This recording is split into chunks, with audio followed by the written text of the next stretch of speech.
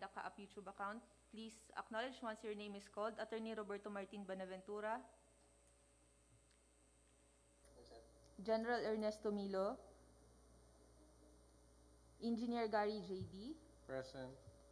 Engineer Arnel Borlado. Ms. Jocelyn Ching. And our end user from the ATS. From the Procurement Division. Present. IAS, and the OFSAM. We also have here, sir, for the BAC Technical Working Group, Head Irish Pression, Attorney Dane Espiritu, Engineer Florian Atienza, Engineer Noric Baez. Good afternoon, sir. Mr. Jose Marie Anthony Eligio. Present. Mr. Alfred Destura, Engineer John Christian Cala, Ms. Maria Tricia Santa Barbara.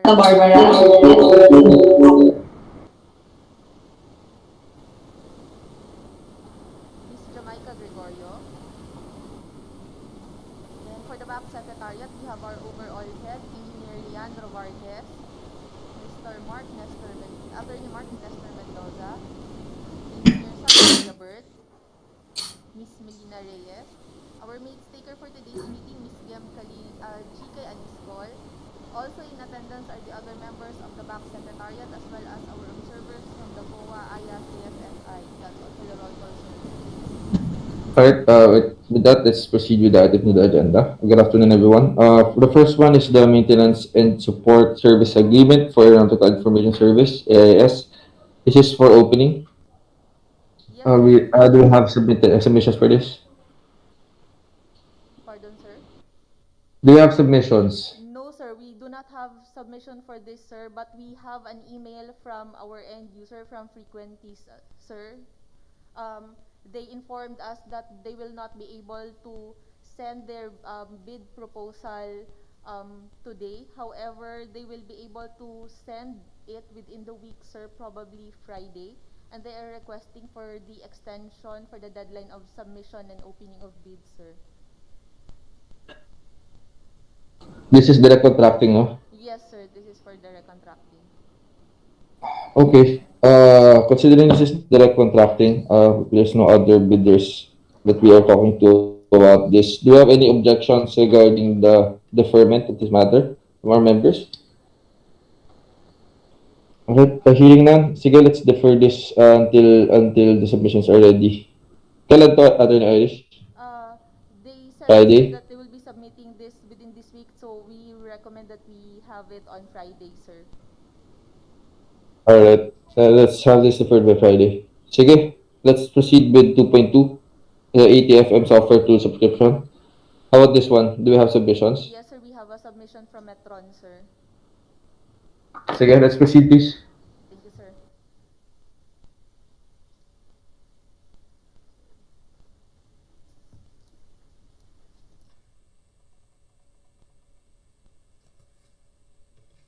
For this project, sir, we have a submission from Metron.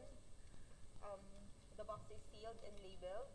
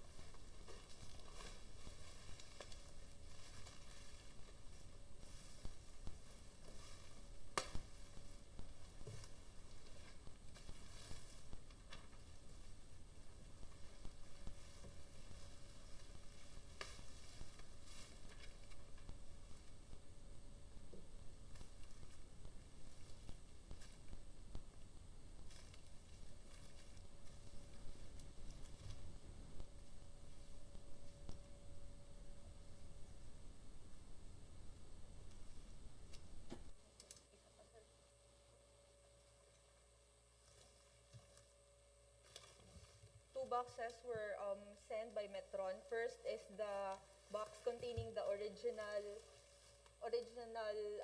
requirements, original eligibility requirements. Second is the technical requirements. The second box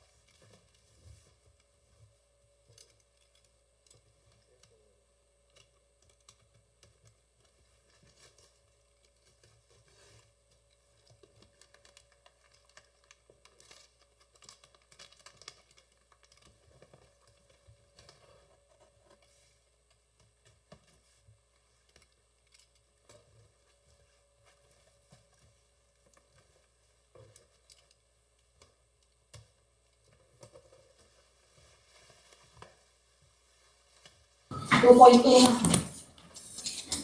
2.2 na?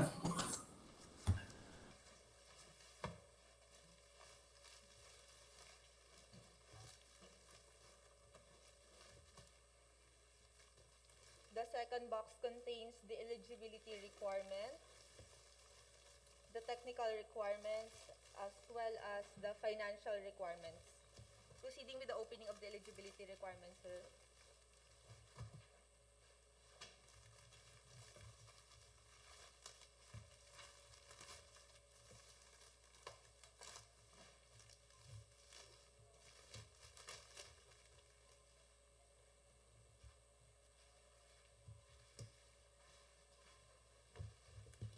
Inside the eligibility requirements envelope are 3 folders containing all eligibility requirements. Each page is sequentially paginated and has signature on each page. Checklist, please. For the eligibility requirements, mayor's permit issued by the city or municipality where the principal place of business or of the prospective bidder is located.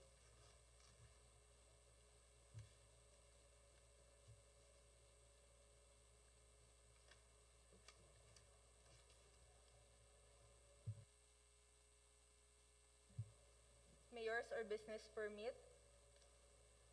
In this case, since our our bidder is a foreign bidder, business professional and occupational license, country of Fairfax, Department of Tax Administration, issued to Metron Aviation,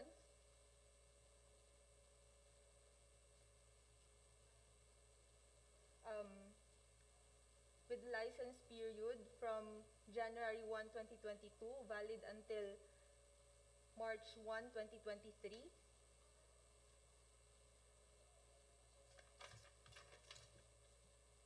Submitted. Valid PhilJobs certificate of registration.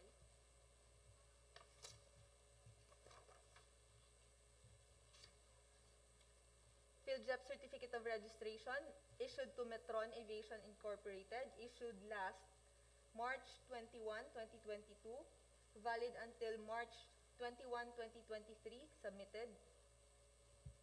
Latest income or business tax return.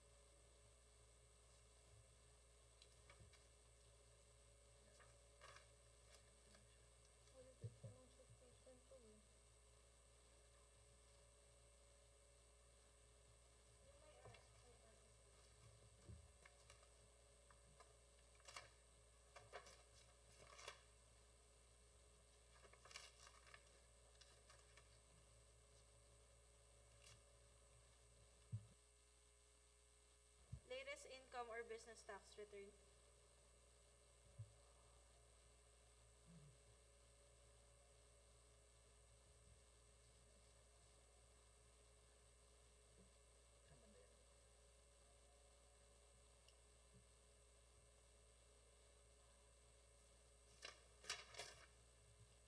Tax clearance issued to Metron Aviation with an expiration date of December 31, 2022, issued by Mr. Glenn B. Alde, issued last March 15, 2022, submitted.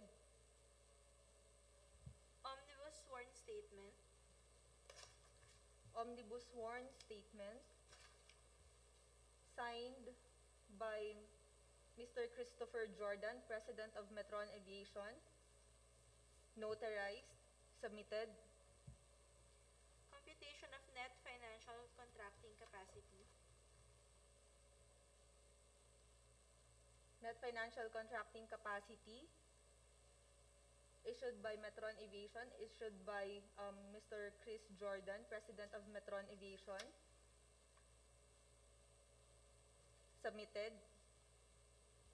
For technical requirements. Proceeding with the opening of the technical requirements.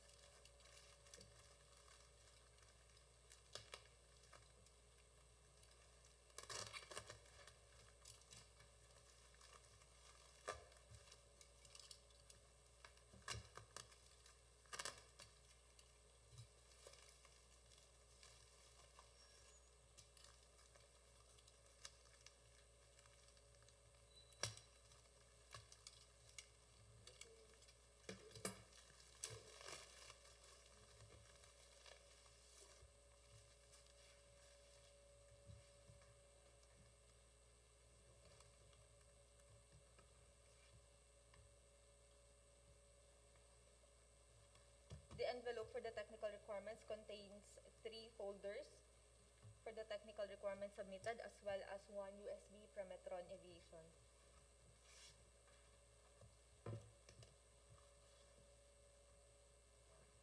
The technical requirements folder is sequentially paginated and has signature on each and every page. Checklist, please. Technical specification with compliance statement. Technical specification with compliance statement.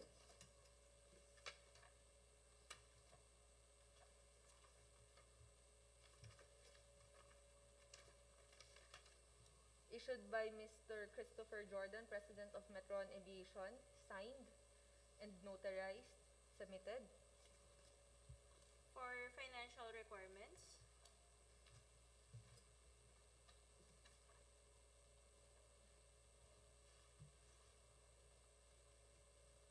For the financial requirement, also sequentially paginated in each and signed in each and every page.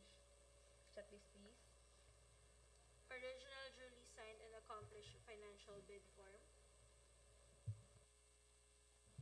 Summary of bid proposal. Summary of bid proposal.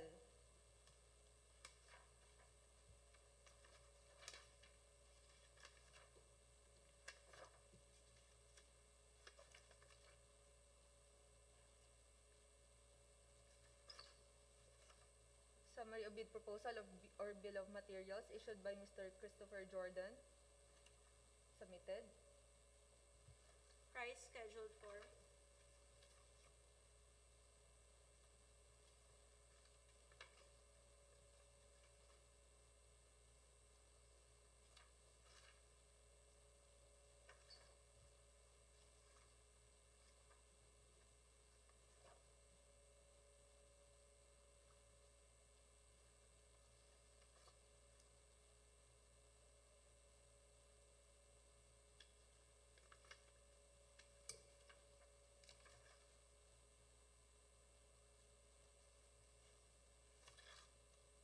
Price schedule or bill of quantities issued by Mr. Christopher Jordan, President of Metron Aviation, signed, submitted.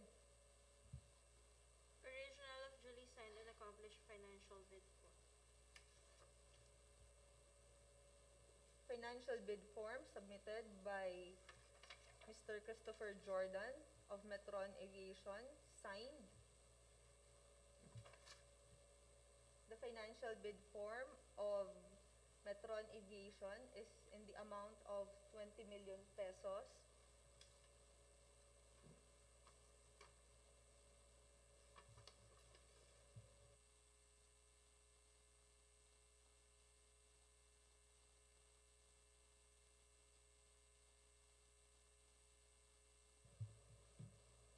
the bid proposal of Metron Aviation is in the amount of 20 million pesos.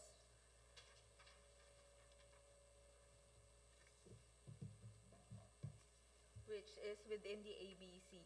Sir, considering that Metron Aviation has submitted all the documents all the documents required by the Bids and Awards Committee, the submission of Metron Aviation is initially rated as passed. With this, Mr. Chair, the TWG recommends that the bid proposal of Metron Aviation be subjected to bid evaluation report to evaluate the completeness of the submission of Metron Aviation, as well as to check any mathematical or arithmetical corrections for this submission for the consideration of the committee, sir.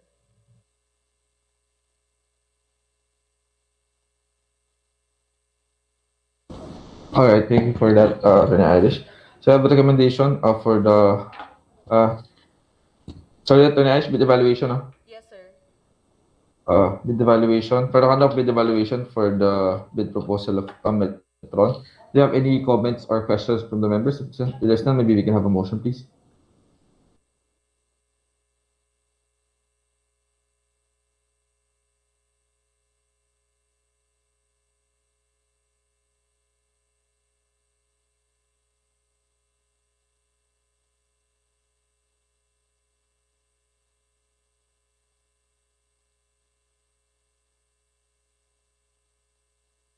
Members? A motion, Mr. Chair. Yes, sir. Yes, I move to adopt the recommendation of the TWG to subject the offer of Aviation to bid evaluation to check the correctness of the bid offered. Thank you. The end user is any second. Thank you. Do you have any second? All right, thank you. There being motion duly seconded, the recommendation is adopted, and let there be a conduct of bid evaluation for the determination of the completeness of the bid and the correction of any mathematical or arithmetical uh, item in the submission. Thank you. Let's proceed, please, to the next item. Sir, So we have yes. sir, the next agenda is for the pre-procurement, sir. For the project. Okay, we have the pre-procurement conference for rental of multifunctional photocopier machine. Do we have bidders for this? Yes, sir. The end user from the procurement division will be presenting this one, sir. Sige, let's proceed, please.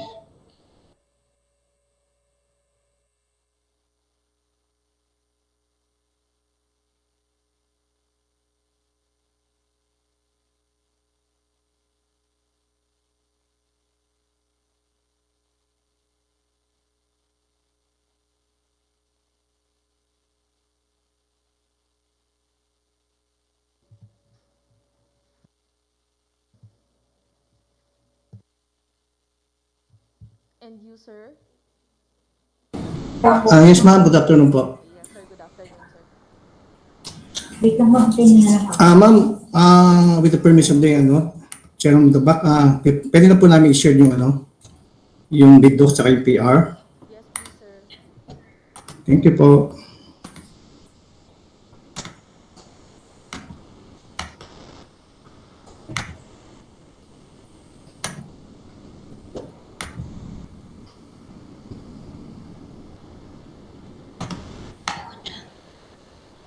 Check nyo, sir.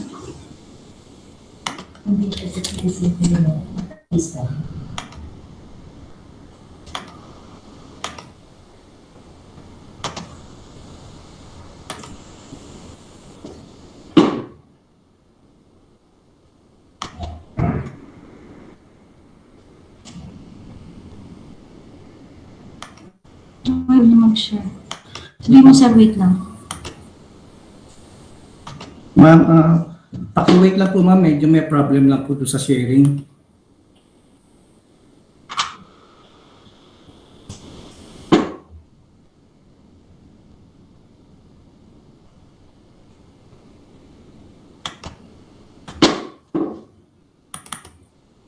yung ano?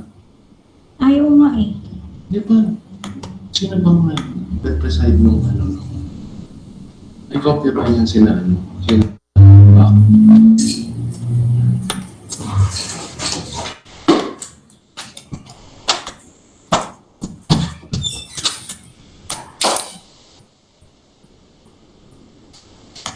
Yeah. Ayaw mag-share ng ano natin. Andyan ba si Sir Jerry? Sir, Paano check nga si sandali. Sir Jerry? Huwag mo ano yun, Sir.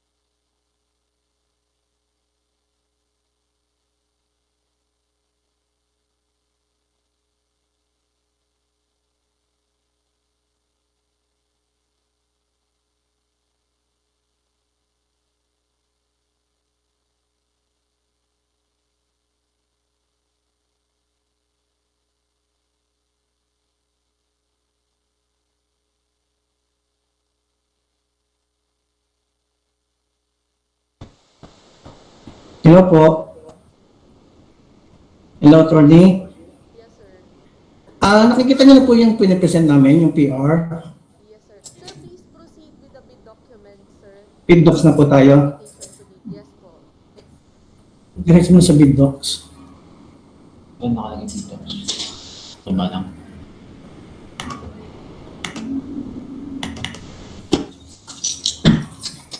Nakita na. Tanong mo, Sir, kung nakikita niyo. Attorney, nakikita na po siya. Yes, sir. Okay.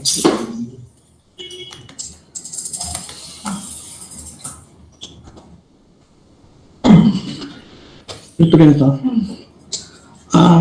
Attorney, good afternoon po. Good afternoon po to everyone. The name of the project is procurement of 1-year lease rental of brand new multifunctional photocopier machine.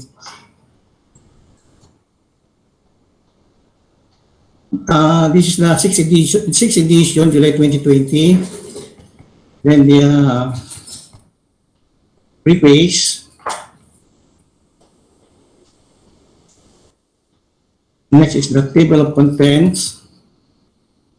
Sir, please proceed with the invitation to bid, sir. Invitation to bid na po tayo. Bakit po, ma'am?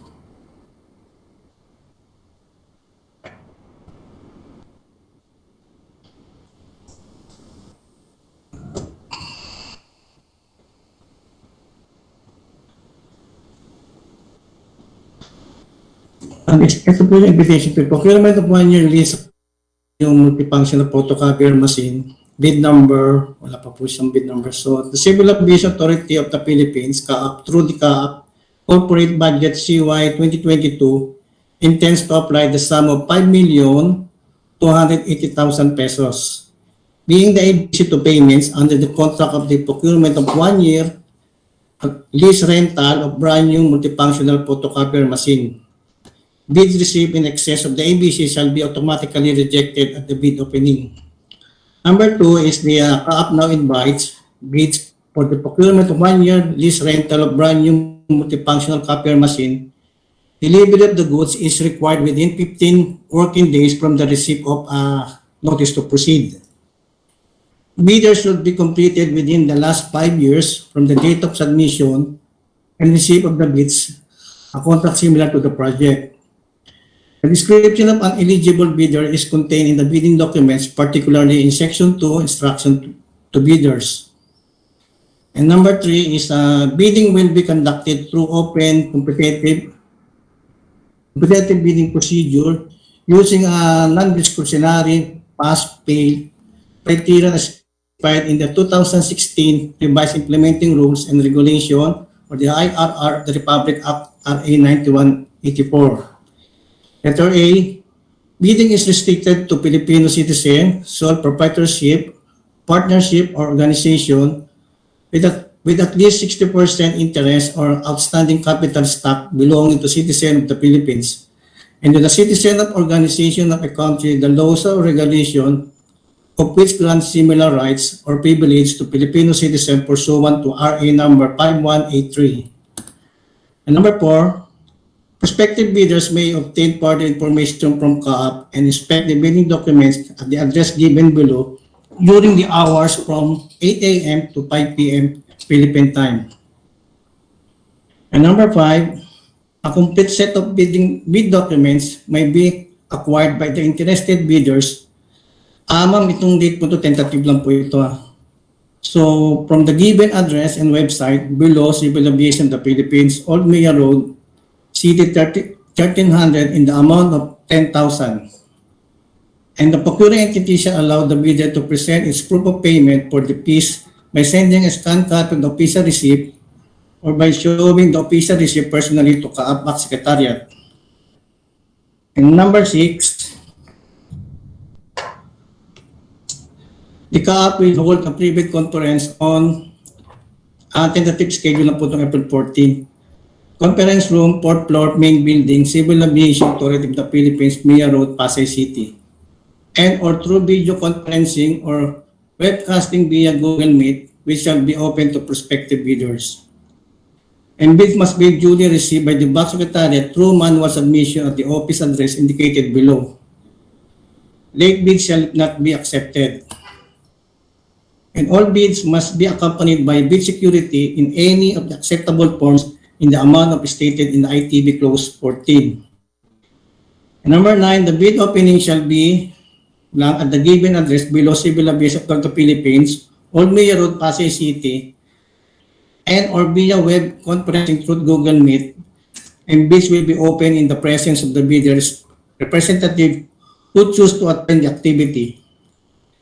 And number 10, the CAAP reserve the right to reject any and all bids declared a failure of bidding or not award the contract at any time prior to the contract award in accordance with Section 35.6 and 41, the 2016 revised IRR of RA 9184 without thereby incurring any liability to the affected bidder or bidders. For further information, please refer to our Head Secretariat, Engineer Leandro R. Bartes. Or you may visit the following website for downloading of bidding documents, caap.com.ph, invitation to bid Bravo 2022.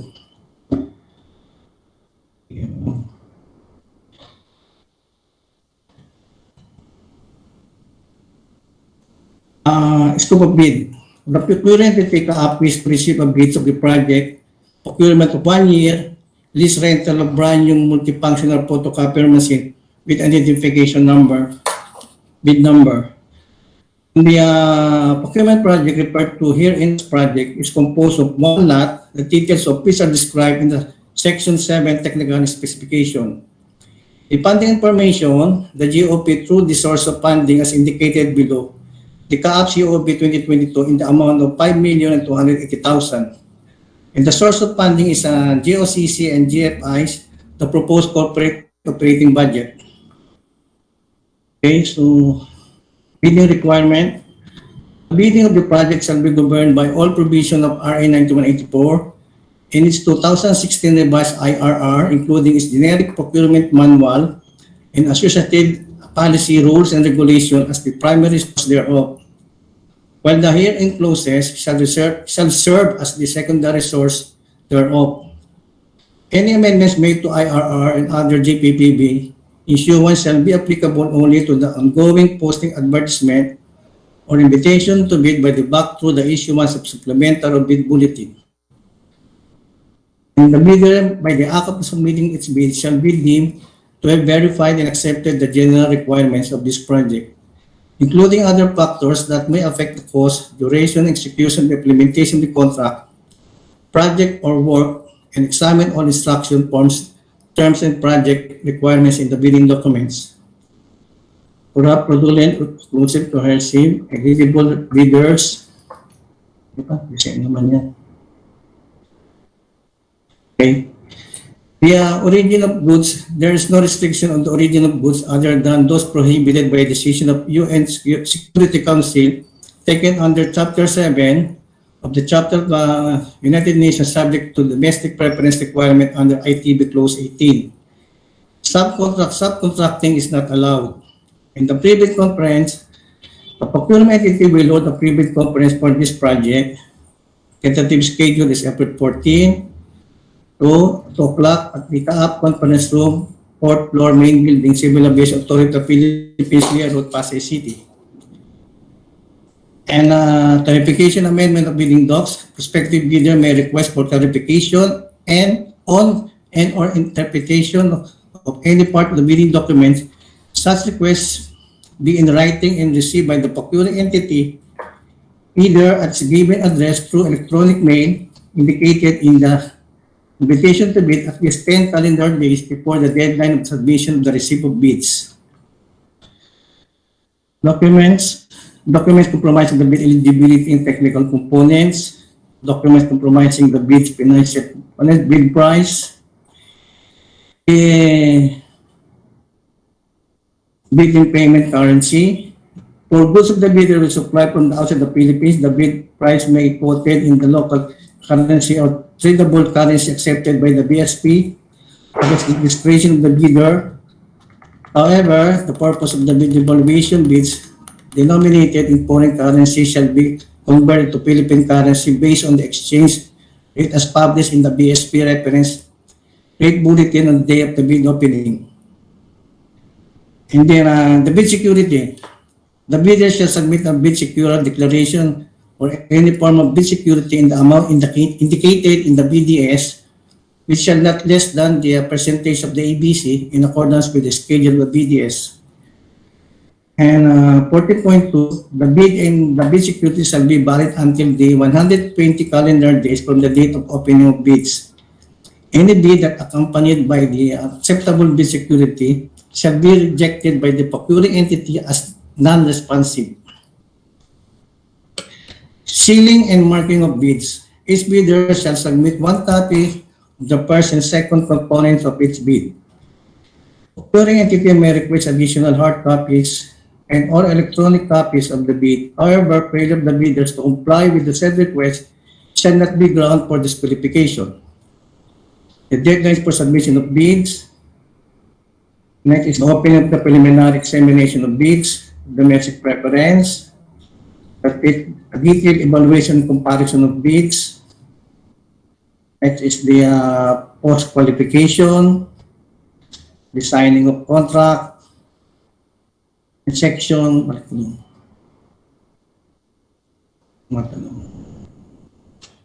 okay.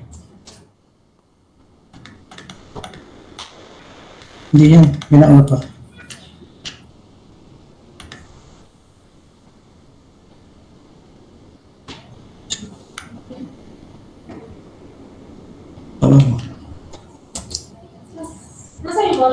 Bid data sheet. Dito.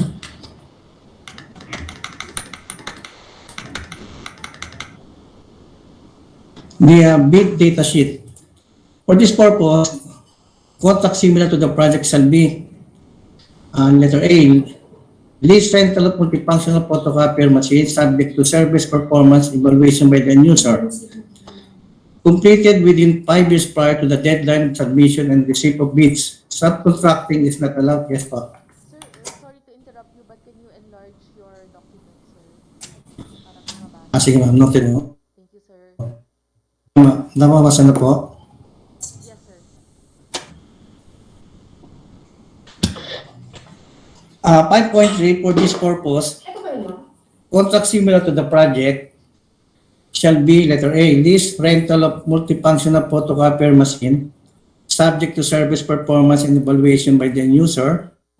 And letter B is completed within 5 years prior to the deadline for submission and receipt of bids. And 7.1 is subcontracting is not allowed. And 10.1, the bidder shall submit all eligibility and technical documents as specified in the Section 8, Checklist of Technical and Financial Document, Class A documents. The legal documents is letter A, valid PhilJet registration certificate, platinum membership, all pages, or registration certificate from SEC, BTI for sole proprietorship or cooperative development authority, or cooperatives or its equivalent document.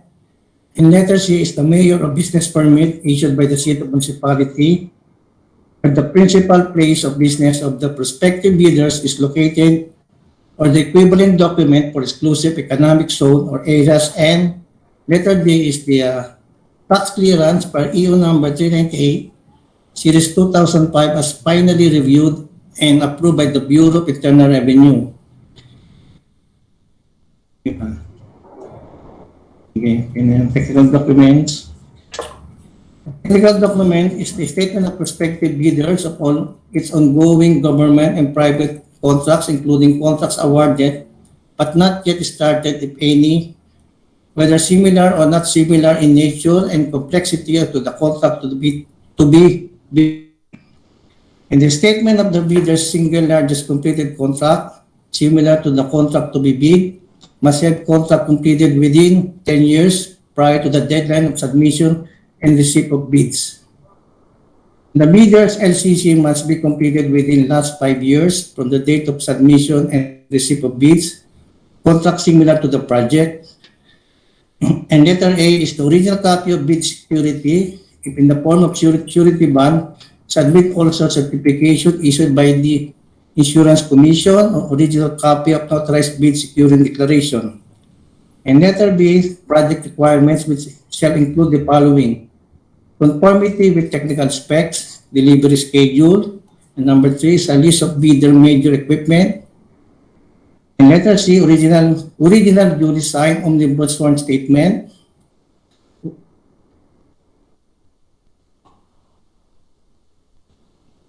Number 2 is a legal clearance to be issued by the CAAP Enforcement Legal Service with respect to the non-pending case of the prospective bidders against this authority. And number 3 is bid bulletins if applicable. And letter D, the prospective bidders audited financial statement showing, among others, the prospective bidders' total and current asset liabilities stamp received by the BIR was duly accredited and authorized institution for the preceding calendar years, which should not be earlier than 2 years from the date of bid submission. And letter A is the prospective bidder computation of NFCC. And then the must be documents. The 10.4, approved technical specification, 11.1, the 14.1, 14.1, the bid security shall be in the form of bid securing declaration or any of the following forms and amount. The amount is not less than 105,000 or 2% of ABC if bid security is in cash, Asian manager's check, bank draft, guarantee of irrevocable letter of credit. And the amount of not less than 264,000 or 5% of ABC if bid security is in surety bond. Number 15, each and every page thereof shall be initialed, signed by the duly authorized representative of the bidders. Submitted eligibility, technical, and financial documents shall be properly marked in the in-text tab, and must be sequentially paginated in accurate order in the form of page 3 of 100 and page number plus page of the documents per envelope basis. Pagination should be sequential based on the entire span of the whole document inside the envelope. Bids not complying with the above instructions shall be automatically disqualified. Number 2, each bidder shall submit a 1 copy of the first and second components of each bid. 19.1 and 19.2. Okay, 19.3. The ABC is 5,280,000 pesos. Any bid with the financial component exceed this amount shall not be accepted.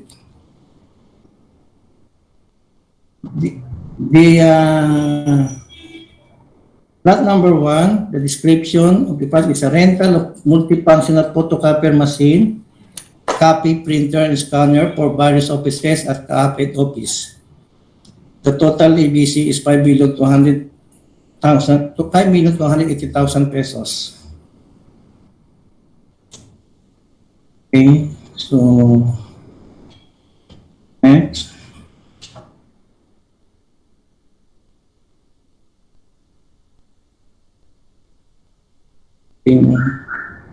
Then a condition of contract, scope of contract.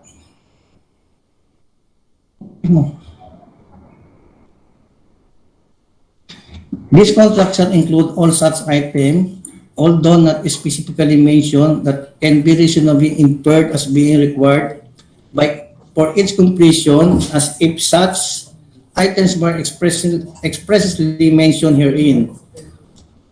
All the provision of RA 9184 in its 2016 revised IRR, including the generic procurement manual and associated issuance, and constitute the primary source of the item of the terms and conditions of the contract, and thus applicable in contract implementation.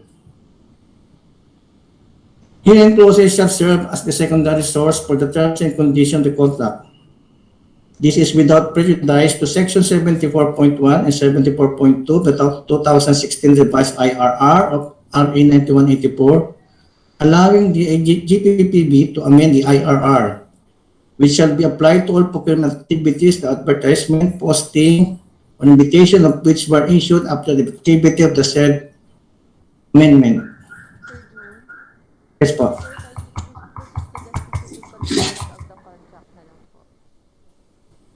Specific condition, yes, ma'am.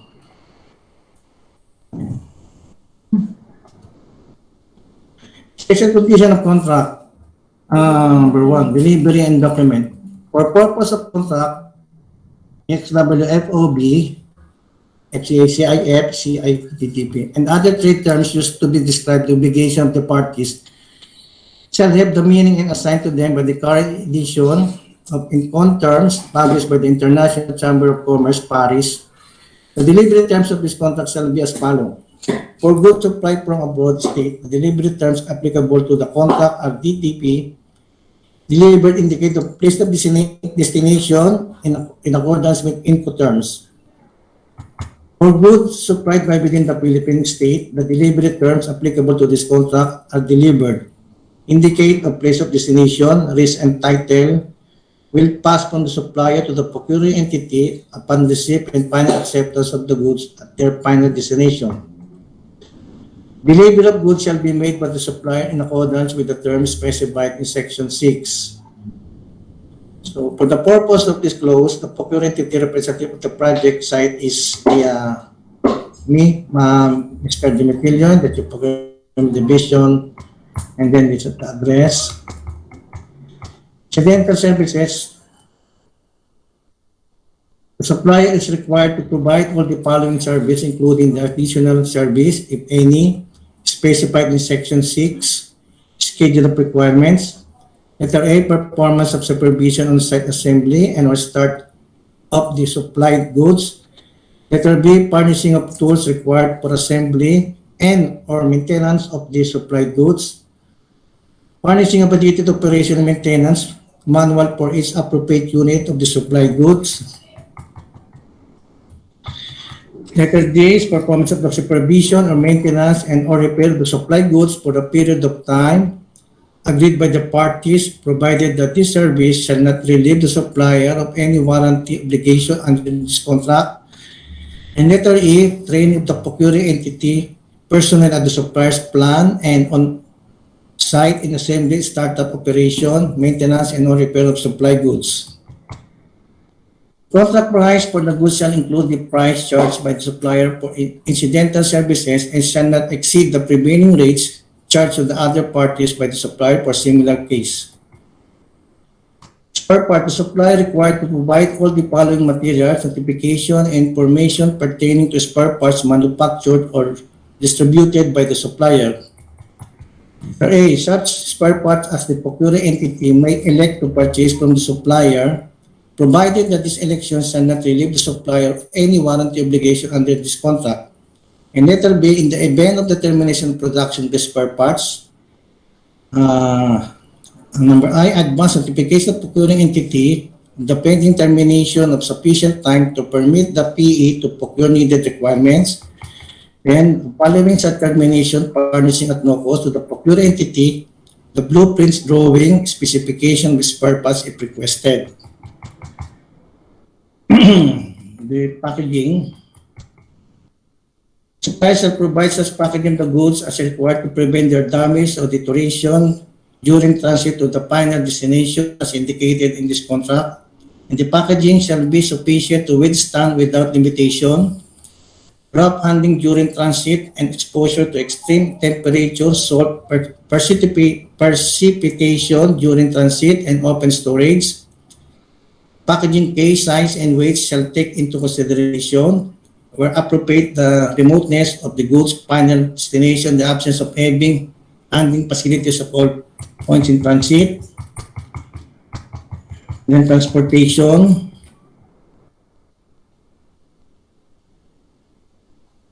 intellectual property rights, return payment.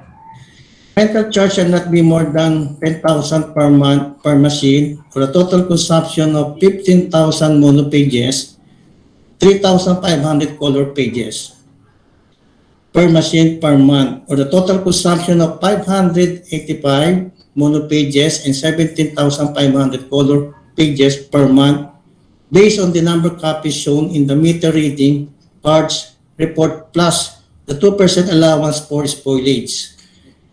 Offsetting will be allowed provided that it will not exceed the total consumption of 7,020,000 for mono pages and 210 for color pages plus 2% allowance for spoilage. And the service provider must bill the end user on or before the 30th of the month with its attached meter reading data for verification prior to acceptance. And all payment shall be subject to the usual government accounting and auditing rules and regulation. And number 4, the cost indicated in the billing must be inclusive of all applicable government tax. Next, number 4, inspection and test that will be conducted shall include but not limited to physical inspection and inventory or whatever additional tests that the technical inspection team may require.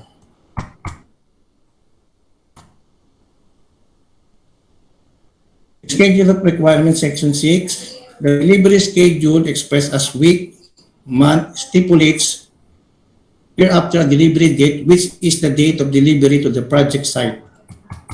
Item number 1, the description is a rental of multifunctional photocopier, machine copier, printer, and scanner for various offices at CAAP and office, and 39 units of monochrome photocopier and 5 units colored photocopier. In the delivered weeks per month, 15 working days from the receipt of the NTP. Okay, nothing follows.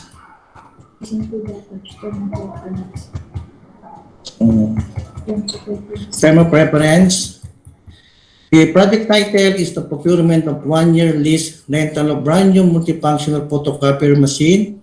The type of service, services.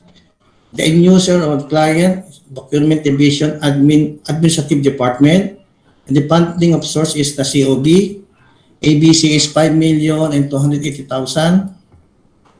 The Civil Aviation Authority of the Philippines in trust to improve overall internal operation and processes requires reliable printing, scanning, and copying service with multiple programs and projects currently being handled and managed by the authority. This critical documentary function needs to be carried out efficiently, cost-effectively, and reliably by the various offices under CAAP Central Office. And the objectives to acquire a photocopying service from a reputable supplier to meet and augment the photocopying requirements of CAAP subject to the terms and conditions stipulated in the terms of reference. The scope of work is to provide and maintain the photocopying machine, particularly described here under. To Civil Aviation Authority of the Philippines, the machine specification are as follows. Letter A, be a multifunction printer, copy, print, scan, copy type, monochrom 39 units. The copy speed is 30 copies per minute minimum, and then the continuous copy is 1 to 999 sheet, and then the resolution is 600 by 600 minimum. The scan type, full color scan. The scanning speed is a minimum 60 images per minute. The paper supply is paper tray is 4 and with PC connectivity, USB capable, with network scanning and printing capability.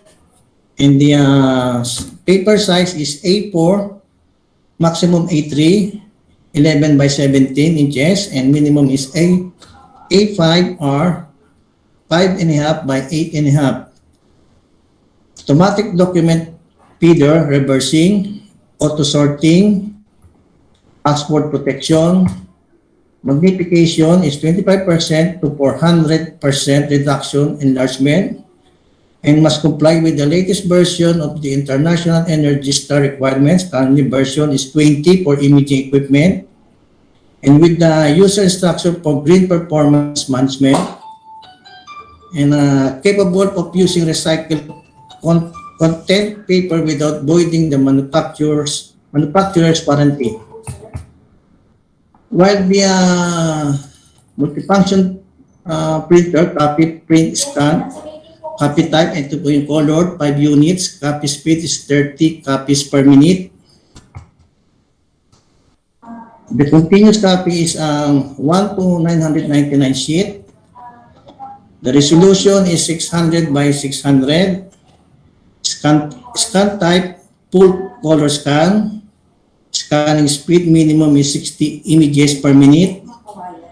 Paper supply for paper trays with PC connectivity, USB capable, with network scanning and printing capability.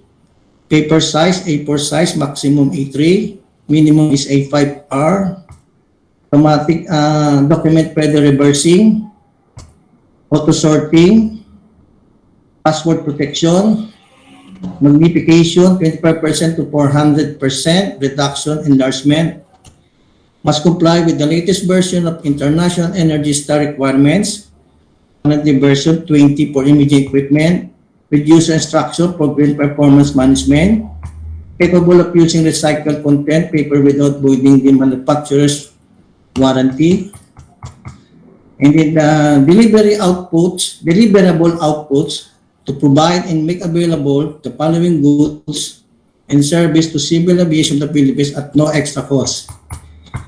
Number 1, in case of the exigent repair, the supplier technician should dispatch not later than 4 hours from the determination of defect damage. Number 2, maintain and repair services inclusive of spare parts. Number 3, provision of consumable like toner, development drum, inclusive of the necessary placement thereof to ensure the normal operation of the machine. And number 4, replacement of defective units within 48 hours in case unit becomes unserviceable. And number 5, no guarantee deposit will be required by the supplier upon delivery and installation of machine. And number 6, all costs for installation and delivery of the machine shall be on account of the supplier. And number 7, the 2% spoilage allowance to be deducted from the gross copies. And number 8, service providers shall conduct technical training to CAAP personnel for the administration, operation, maintenance and handling of the products to be supplied. And number 9, service provider must capable of online and remote technical support for photocopier machine. Number 10, service provider must provide contact of personnel for technical and billing concern. Number 11, service providers shall deploy technicians who shall conduct monthly unit inspection and calibration to keep the machine in good working condition at all times. Number 12, service provider shall responsible for the disposal of empty cartridge, toner, drums, and other waste materials obtained from the repairs and maintenance of the equipment. The proposed terms of payment and expected outputs to support payment. Number 1, rental charges shall not be more than 10,000 per month per machine, with a total consumption of 15,000 mono pages and 3,500 color pages per machine per month, for a total consumption of 585 mono pages and 17,500 color pages per month. And based on the number of copies shown in the meter reading cards report plus 2% allowance for spoilage. Offsetting will be allowed provided it will not exceed the total annual consumption of 7,020,000 for mono pages and 210 for color pages, plus the 2% allowance for spoilage. And the service provider must bill the end user on and before the 30th of the month with attached meter reading data for verification prior to acceptance. And the cost of billing must be inclusive of all applicable government tax. Service standard requirement. The CAAP shall conduct an assessment or evaluation of the service provider contractor before the end of each month, before the end of the annual contract. The service provider contractor shall maintain a satisfactory level of performance throughout the term of contract based on the criteria prescribed as follows. Performance criteria and weight. So the criteria is quality of service delivered provided. And next is the time management. The management of stability of the machine in the total of 100%. Number 3 is the service provider contractor shall obtain at least 85% the minimum score for satisfactory rating based on the following rating standard. So that's satisfactory. Then based on the assessment of the CAAP, may terminate of the contract for failure by the service provider contractor to perform its obligation thereon, following the procedure prescribed under the guidance at termination of contract under Resolution Number 018-2004 dated December 22, 2004, issued by the GPPB. The project site is the CAAP Mia Road, Pasay City. And this is the list of offices na yung distribution ng mga rental po.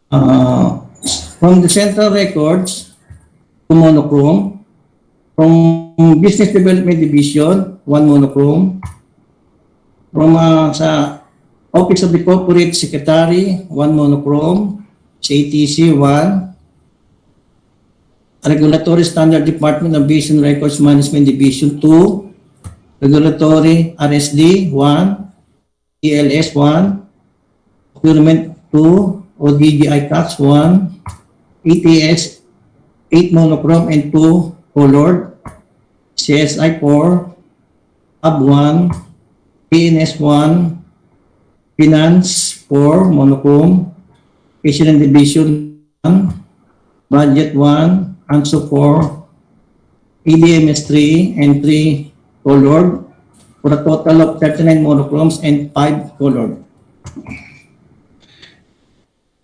The duration of project for the schedule requirement, the delivery shall be within 15 days, working days upon receipt the notice to proceed. And the contract of service shall commence immediately upon receipt of the approved notice to proceed and valid within 12 months. for 1 year. Management of contract administration arrangement, service provided, capability expertise, additional documentary requirements, certificate of after sales service and parts, after service sales support within 1 year, certification availability of parts, and the bidder shall submit in the following whichever is applicable. If the bidder is the manufacturer, certify the bidder manufactures the product items. Letter B. If the bidder is an exclusive or authorized distributor or dealer of the products item, certificate contract from the manufacturer must be provided as a proof that the bidder is an exclusive or a dealer of products. And if the bidder is an agent of exclusive distributor or the dealer, the following must be provided: a certificate of distributorship, dealer agreement manufacturer, contract between the distributor, dealer, and the bidder, and the original brochure,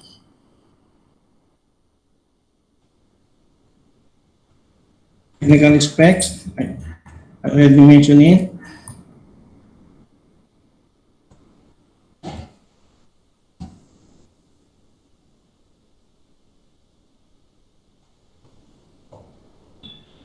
Next is the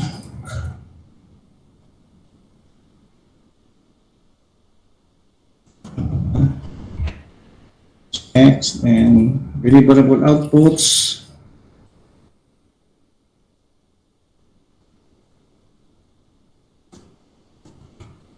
Financial document checklist. Level of test. Okay. Attorney Iris, that's all po. Thank you.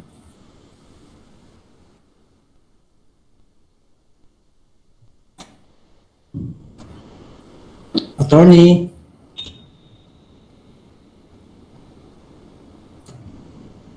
Mr. Chair, the end user has already finished their presentation.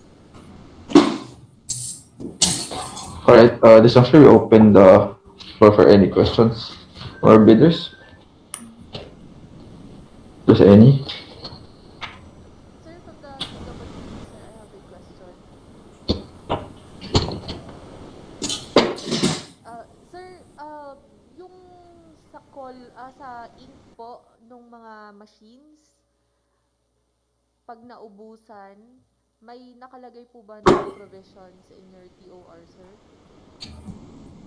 Yes, ma'am. At least po, attorney, nakaano naman po na sila po yung magsusupply po ng mga ink tsaka yung toner po. Sir, pwede pong makita doon po sa TOR po ninyo. Pwede po sa TOR.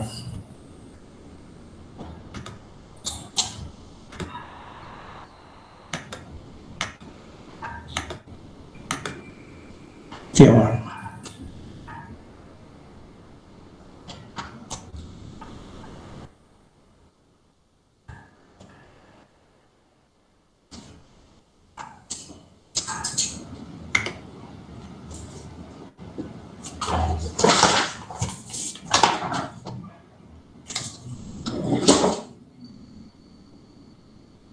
So deliverable outputs. Page 31. Ayun na.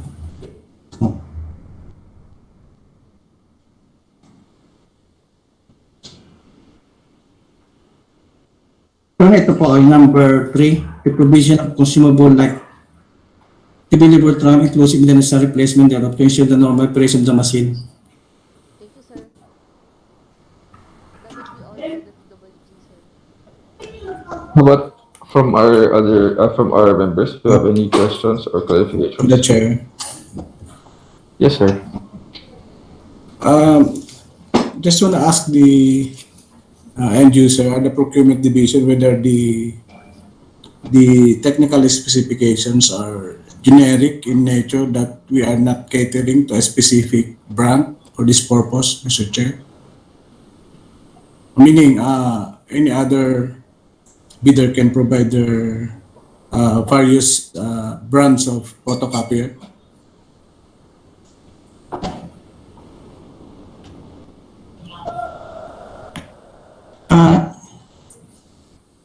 Hello? Hello? Hindi naman po siya naka-cater, so open naman po siya sa lahat. Can you help? So, any other brand can... Sir, is there any can be question provided. regarding sa brand? Tama? Yes, sir. I'm just asking whether the technical specifications are generic in nature, that it is not catered to a specific brand. Yes, sir. Naka-generic naman po siya.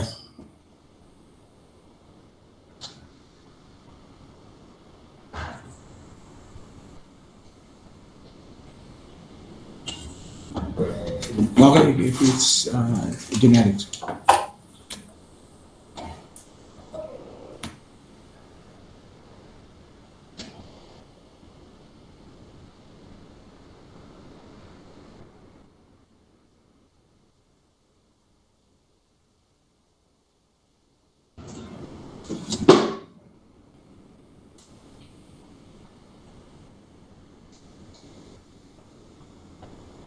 Ay, sorry, naputol ako. Nasagot tayo yung tanong?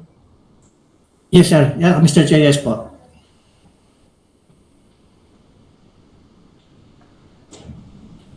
Do you have any other questions? Follow-up question, Mr. Chair. Hindi na kailangan check-in pero hindi pa siya. Go ahead, sir. Regarding, sir, Parang lagyan ko na para nakalagay sa case of so, sabi niya, is pang natin 4 hours. So, in regards to that, does kasama sa exigent repair nangangailangan ng replaceable items kasi either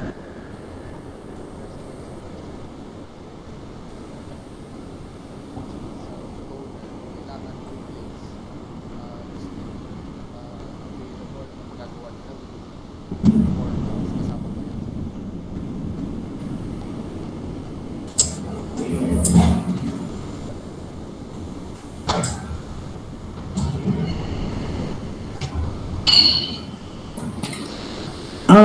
Sir, sa number 1 po, in case of exigent repair, the supplier technician should respond not later than 4 hours for the termination of the defect.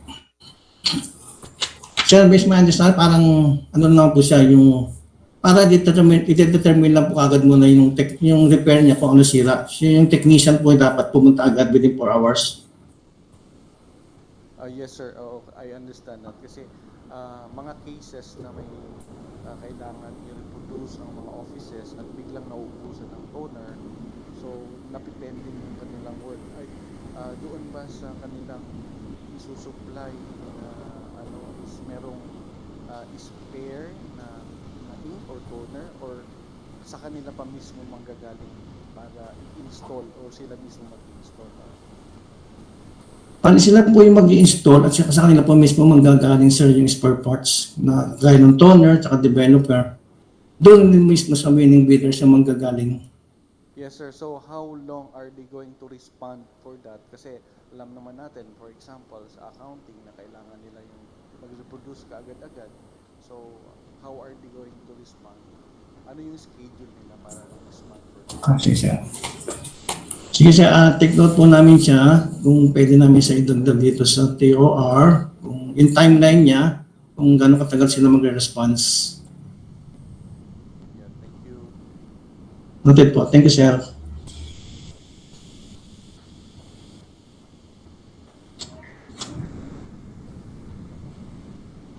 Okay, any further questions? If there's no more, TWG, what's the recommendation here?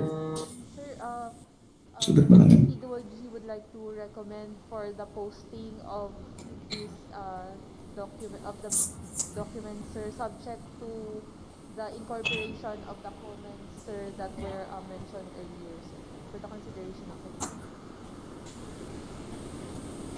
Alright, so the recommendations for posting. Do you have any, if there's no more questions, maybe we can have a motion, please.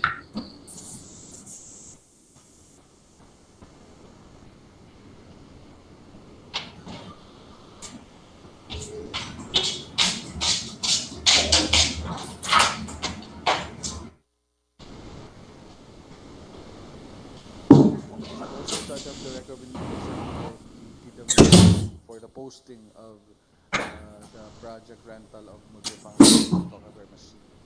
Thank you. Okay, sir. Do you have any second? Second the motion, sir. Thank you, ma'am. There being motion duly seconded, the recommendation is adopted. So let's have this project posted, subject uh, to the recommended revisions mentioned earlier. So this is for posting. Thank you. And you, sir, kindly just coordinate with the secretariat for the necessary documentation. Alright, let's proceed, please. The next one is for mode of procurement, Thank you po. CWG. Sir, for the first project, sir, is the 1-unit paper shredder amounting to 50,000 pesos. This is for SVP, sir. The TWG would like to recommend for the mode of procurement to be SVP, sir. Although this is a on-the-shelf office of supply, sir. This is not included in the DBM PS list, sir, of those that are included for shopping, sir. So the recommended mode of procurement is SVP. Alright, do you have any objections on the recommendation? Hearing none, recommendation is adopted. This is for SVP. Next one, please. Next is for the repair, maintenance, and spare parts replacement of KYOCERA Photocopier amounting to 47,300, sir. This is a procurement division project. This is for SVP, sir. The TWG recommends SVP as mode of procurement. Attorney, sorry for interrupt, attorney. Mr. Chair, for interrupt. Attorney, yung pong mode of procurement, hindi po siya SBP. Bali, attorney, direct contracting po yan.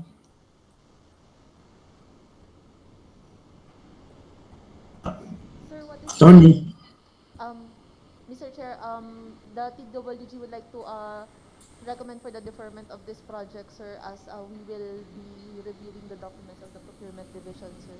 We will have this agenda on the next meeting, sir. Okay. You kindly settle this among yourselves before presenting. Next one, please.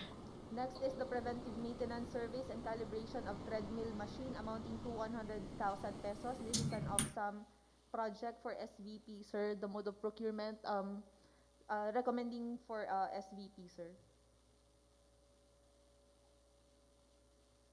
Alright, do you have any objection on the recommendation for SVP? Sir, if I may be allowed po, sir, this is Dr. Bayabang po. Good afternoon.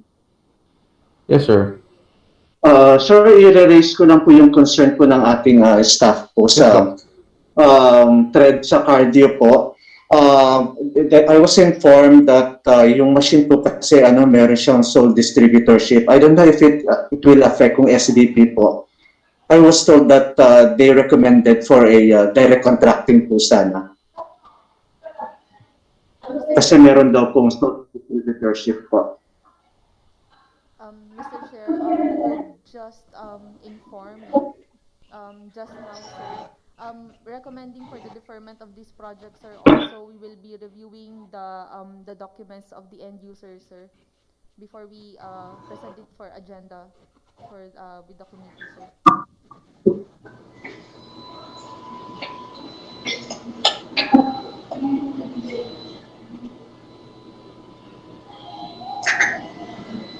The some agrees on that recommendation po, sir.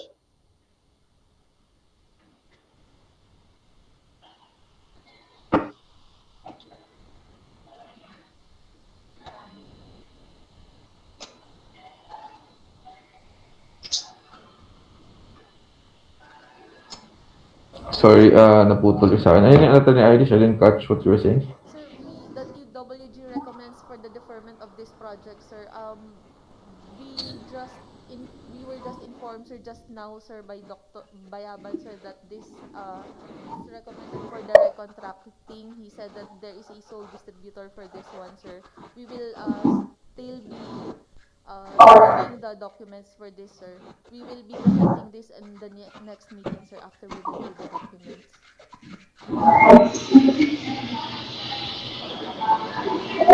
Okay. Other objections on this from the members? Just none, sige. Let's kindly revisit these two items, TWG, before presenting it again. Thank you. Let's proceed. Number 5 is on the emergency on the technical and non-technical personnel support services. Attorney Irish? Sir, for this, sir, this is supposedly for the presentation of the post qualification report of the TWG, sir. However, we are still waiting for the submission of LServ Corporation, sir, on their post qualification document, sir. The TWG requests that this be deferred for tomorrow, sir. The LServ just informed us that they will be submitting the documents today, sir. Okay, sure na makuha it today. We've been dragging this along for a while now. Yes, sir. Okay.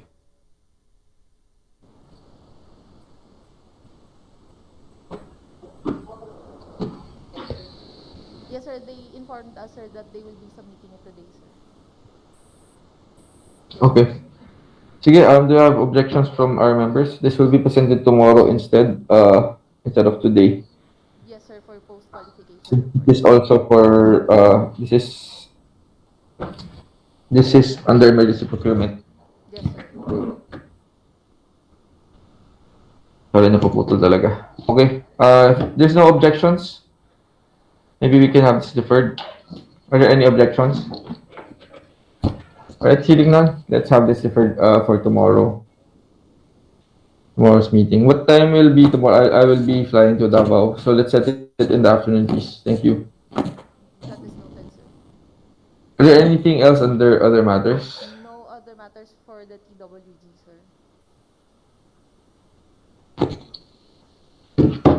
Alright, so there being no more items in the agenda, I think we can already adjourn the meeting. Maraming salamat po for everyone who attended. Our members, thank you for attending. And Secretariat can kindly just inform us of the time of the meeting tomorrow and the notice as well. Thank you. Good afternoon. Thank you, everyone. Thank you po. Thank you. Thank you po.